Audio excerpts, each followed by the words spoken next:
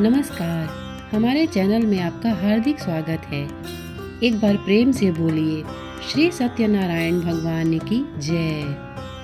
आज हम आपको बताने जा रहे हैं सत्यनारायण भगवान के व्रत की पूजन विधि, सामग्री, व्रत का महात्म्य, व्रत कथा तथा आरती।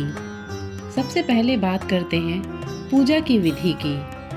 व्रत करने वाला पूर्णिमा व संक्रांति के दिन सायंकाल को स्नान आदि से निवृत्त होकर पूजा स्थान में आसन पर बैठकर श्रद्धा पूर्वक श्री गणेश, गौरी, वरुण आदि सभी देवताओं का ध्यान करके पूजन करे और संकल्प करे कि मैं श्री सत्यनारायण स्वामी का पूजन तथा कथा श्रवण सदैव करूँगा। पुष्प हाथ में लेकर नारायण का ध्यान करे। यज्ञोपवीत पुष्प, धूप, नैवेद्य आदि से युक्त होकर स्तुति करे। हे भगवान, मैंने श्रद्धा पूर्वक फल, जल आदि सब सामग्री आपको अर्पण की है, इसे स्वीकार कीजिए। मेरा आपको बारंबार नमस्कार है। इसके बाद श्री सत्यनारायण जी की कथा पढ़ें अथवा श्रवण करें। पूजा की सामग्री: केले के खंभे, पंचपल्लव, कलश, पंचरत्न, चावल, कर्पूर, धूप, पुष्पों की माला, श्रीफल, ऋतुफल, अंगवस्त्र, नैवेद्य, कलावा, आम के पत्ते, सोने की प्रतिमा, यज्ञोपवीत, वस्त्र, गुलाब के फूल, दीप, तुलसी दल, पान, पंचामृत अर्थात दूध, दही, घी, शहद, शक्कर, केसर, बंधनवार, चौकी। तो आइए शुरू करते हैं श्री सत्यनारायण व्रत की कथा। पहला अध्याय। एक समय नैमिषारण्य तीर्थ में शौनक आदि 88,000 ऋषियों ने श्री सूत जी से पूछा, हे प्रभु, इस कलयुग में वेद विद्या रहित मनुष्यों को प्रभु भक्ति किस प्रकार मिलेगी तथा उनका उद्धार कैसे होगा?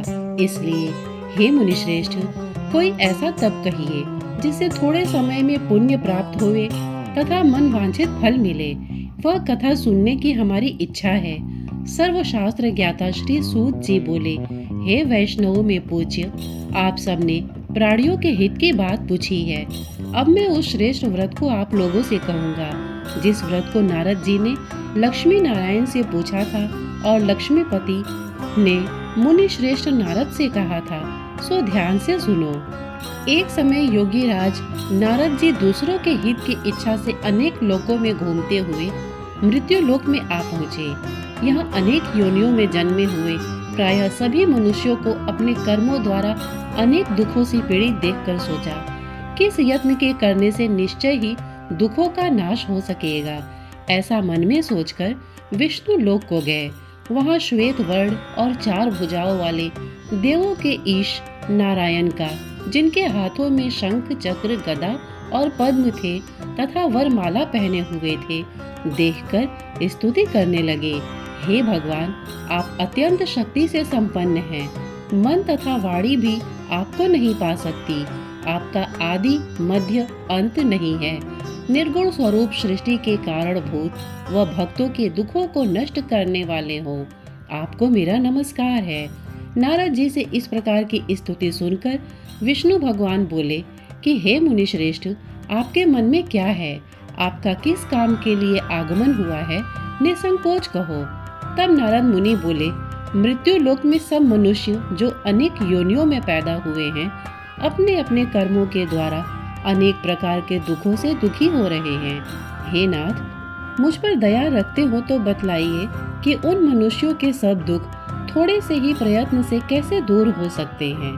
श्री भगवान जी बोले, हे नारद, मनुष्यों की भलाई के लिए तुमने बहुत अच्छी बात पूछी है। जिस काम के करने से मनुष्य मोह से छूट जाता है, वह मैं कहता हूँ, सुनो। बहुत पुण्य देने वाला स्वर्ग तथा मृत्यु लोक दोनों में दुर्लभ एक उत्तम व्रत है।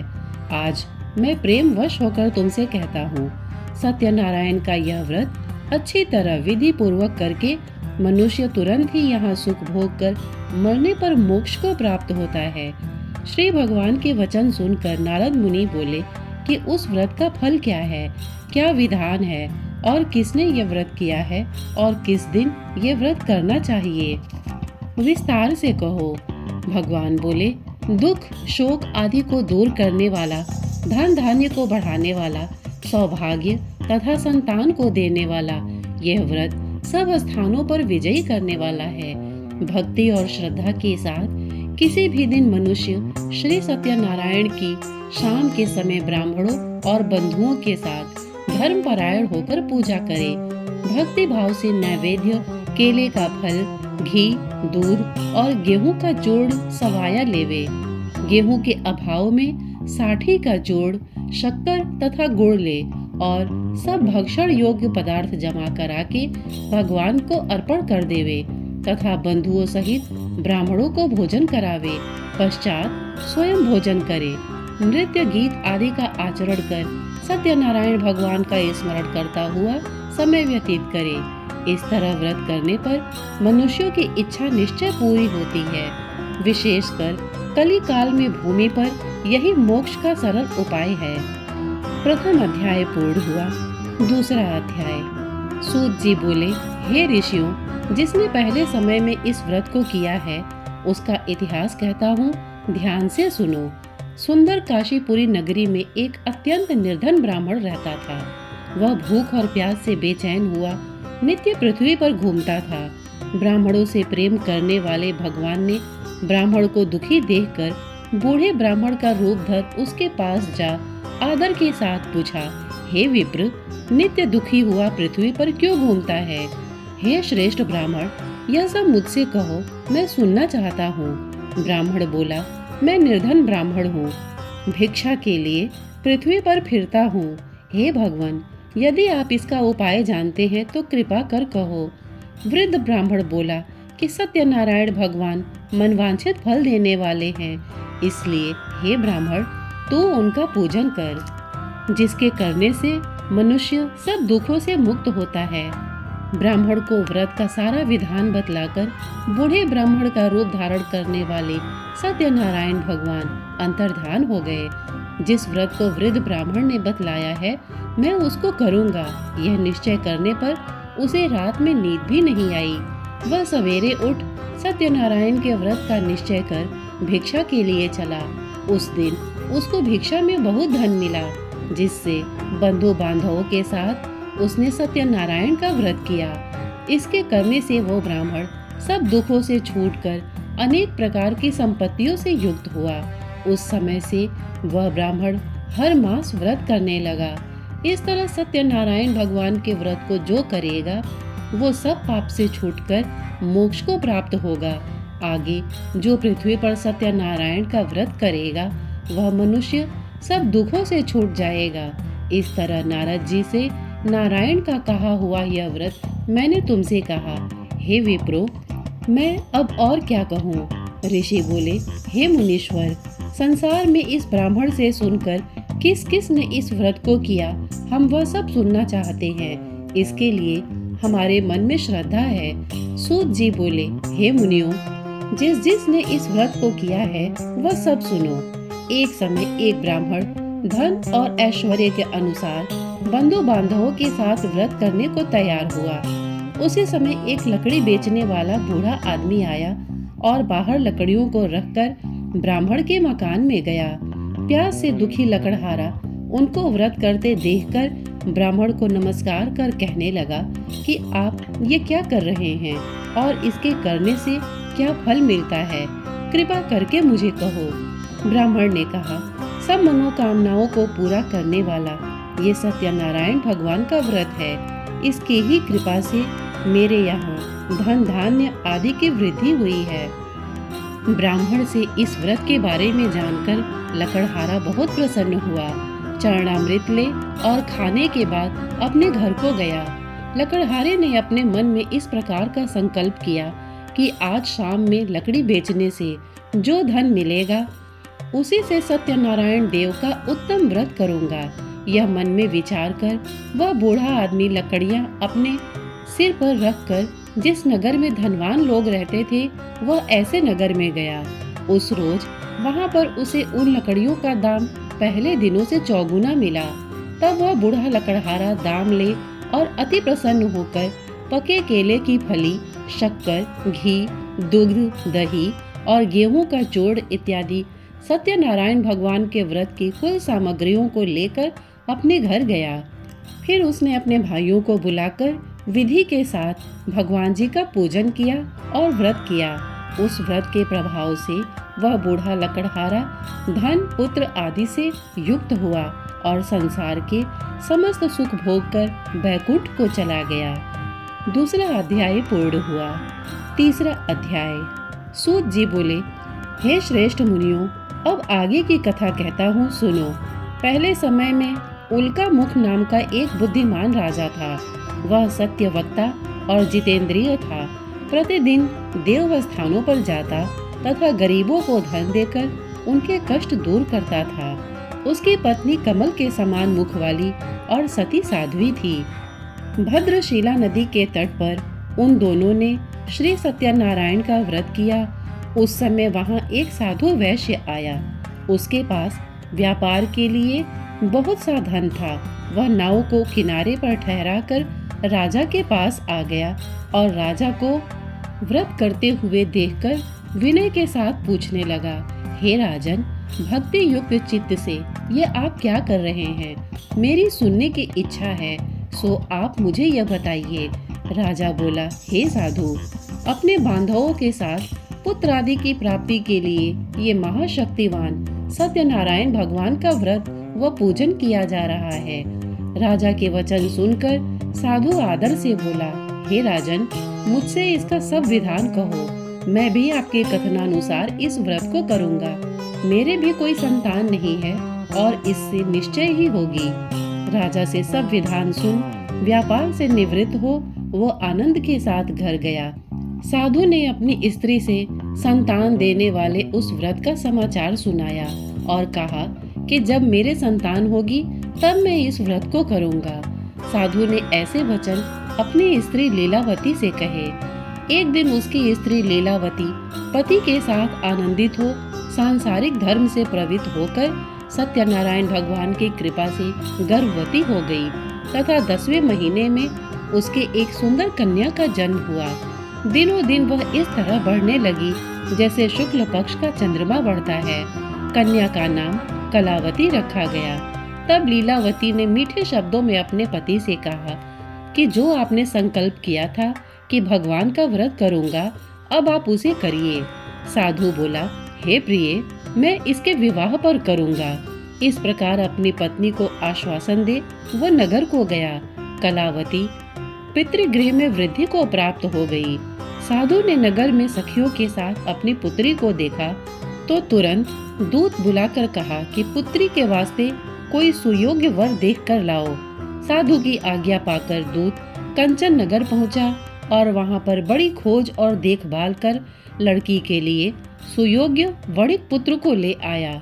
उस लड़के को देखकर साधु ने अपने बंधु बांधव सहित प्रसन्न चित्त से अपनी पुत्री का विवाह उसके साथ कर दिया। किंतु दुर्भाग्य से विवाह के समय भी व्रत को करना भूल गया। तब श्री भगवान क्रोधित हो गए और श्राप दिया कि तुम्हें दारुण दुख प्राप्त होगा।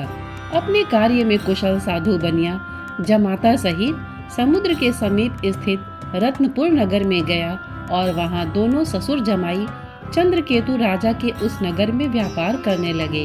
एक रोज भगवान सत्यनारायण की माया से प्रेरित कोई चोर राजा का धन चुराकर भागा जा रहा था, किंतु राजा के दूतों को आता देखकर चोर ने घबराकर भागते हुए राजा के धन को वहीं चुपचाप रख दिया जहां वो ससुर जमाई ठहरे हुए थे। जब दूतों ने उस साधु वैश्य के पास राजा के धन को रखा देखा तो वे दोनों को बांध कर ले गए और प्रसन्नता से दौड़ते हुए राजा के समीप जाकर बोले, ये दो चोर हम पकड़ कर लाए हैं, देखकर आज्ञा दें। तब राजा ने आज्ञा से उनको कठिन कारावास में डाल दिया और उनका सब धन छीन लिया।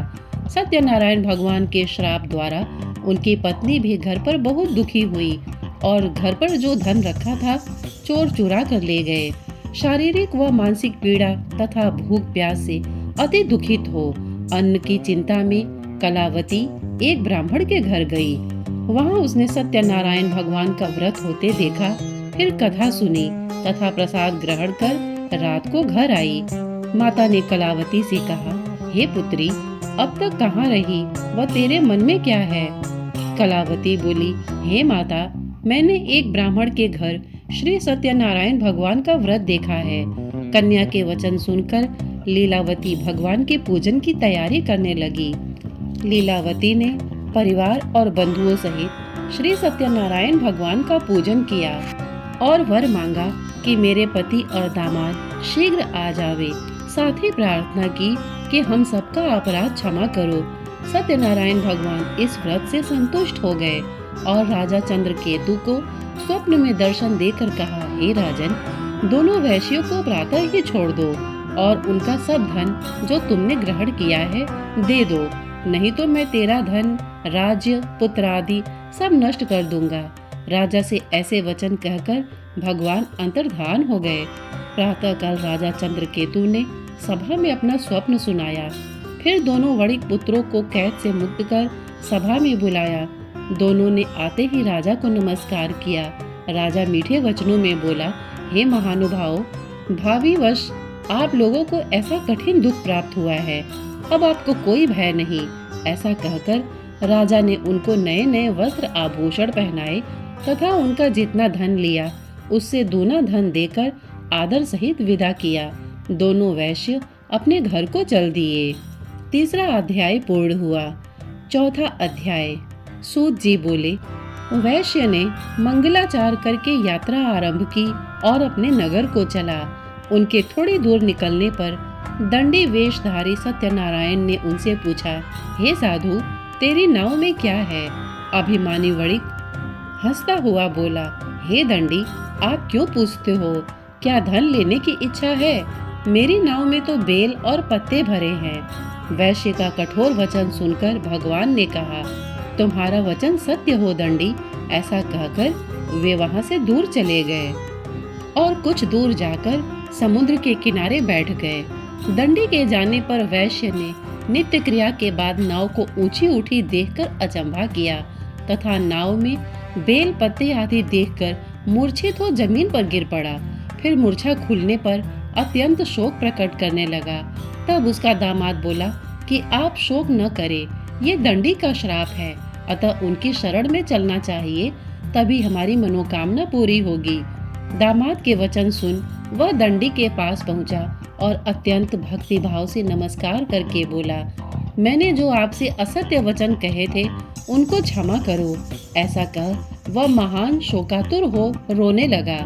तब दंडी भगवान बोले, हे वणिक पुत्र, मेरी आज्ञा से बार बार तुम्हें दुख प्राप्त हुआ है, तो मेरी पूजा से विमुख हुआ। साधु बोला, हे भगवान, आपकी माया से मोहित हो ब्रह्मा आदि भी आपके रूप को नहीं जानते, तब मैं अज्ञानी कैसे जान सकता हूँ? आप प्रसन्न होइए, मैं सामर्थ्य के अनुसार आपकी पूजा करूँगा। मेरी रक्षा करो और पहले के समान नौका में धन भर दो।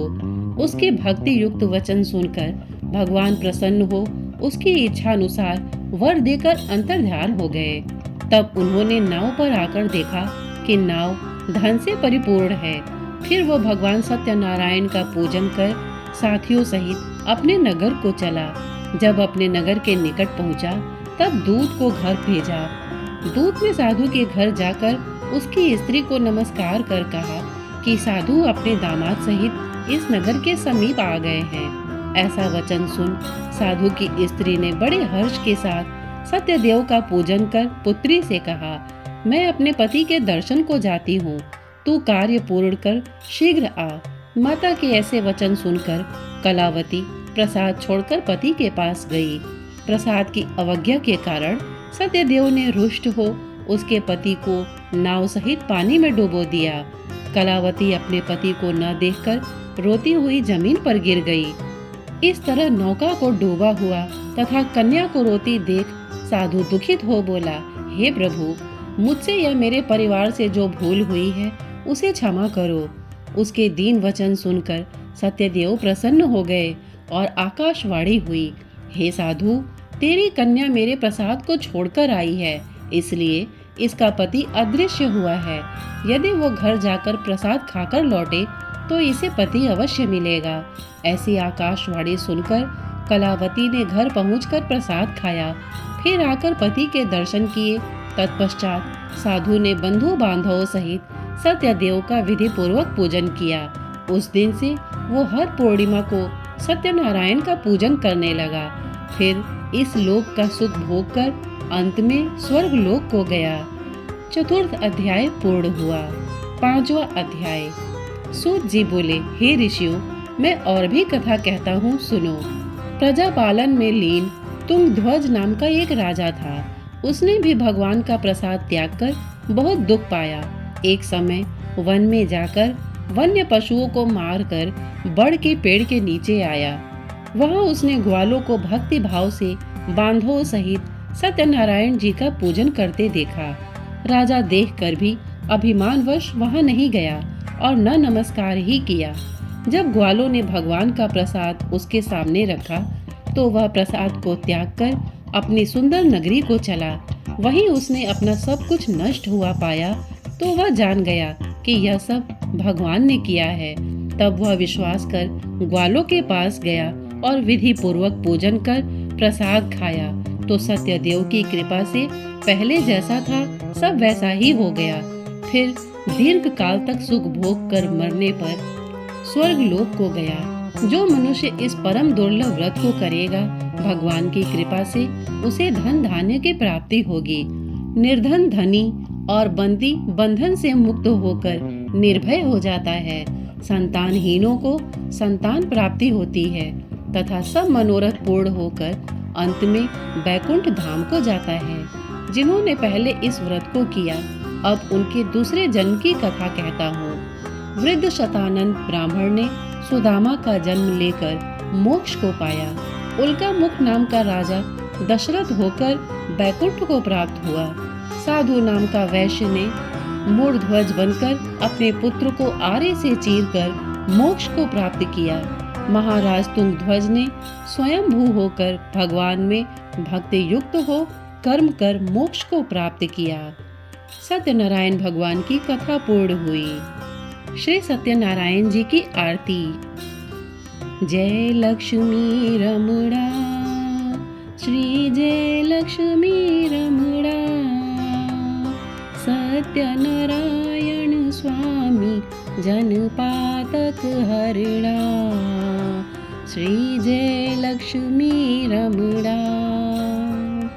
रत्न जड़ित सिंहासन अद्भुत छवि राजे, नारद करत निरंतर घंटा ध्वनि बाजे। जय लक्ष्मी रमणा। प्रकट भये कलि कारण द्विज को दर्श दियो, बूढ़ो ब्राह्मण बन के कंचन महल कियो। जय लक्ष्मी रमणा। दुर्बल भील कराल जिन पर कृपा करी, चंद्रचूड़ एक राजा तिनकी विपत्ति हरी। जय लक्ष्मी रमणा। वैश्य मनोरथ पायो श्रद्धा तज दीनी, सो फल भोग्यो प्रभु जी फिर स्तुति कीनी। जय लक्ष्मी रमणा। भाव भक्ति के कारण छिन छिन रूप धर्यो, श्रद्धा धारण कीनी तिनको काज सर्यो। जय लक्ष्मी रमणा। ग्वाल बाल संग राजा वन में भक्ति करी, मन वांछित फल दीनो दीन दयाल करी। जय लक्ष्मी रमणा। चढ़त प्रसाद सवायो कदली फल मेवा, धूप दीप तुलसी से राजी सत्य देवा। जय लक्ष्मी रमणा। श्री सत्यनारायण जी की आरती जो कोई गावे, कहत शिवानंद स्वामी मनवांछित फल पावे। जय लक्ष्मी रमणा, जय लक्ष्मी रमणा, श्री जय लक्ष्मी रमणा। सत्यनारायण स्वामी जनपातक हरणा, जय लक्ष्मी रमणा। श्रोतागण, एक बार प्रेम से बोलिए श्री सत्यनारायण भगवान की जय। इतने धैर्य से इसे सुनने के लिए आपने अपना बहुमूल्य समय दिया, इसके लिए आपका बहुत बहुत धन्यवाद। नमस्कार।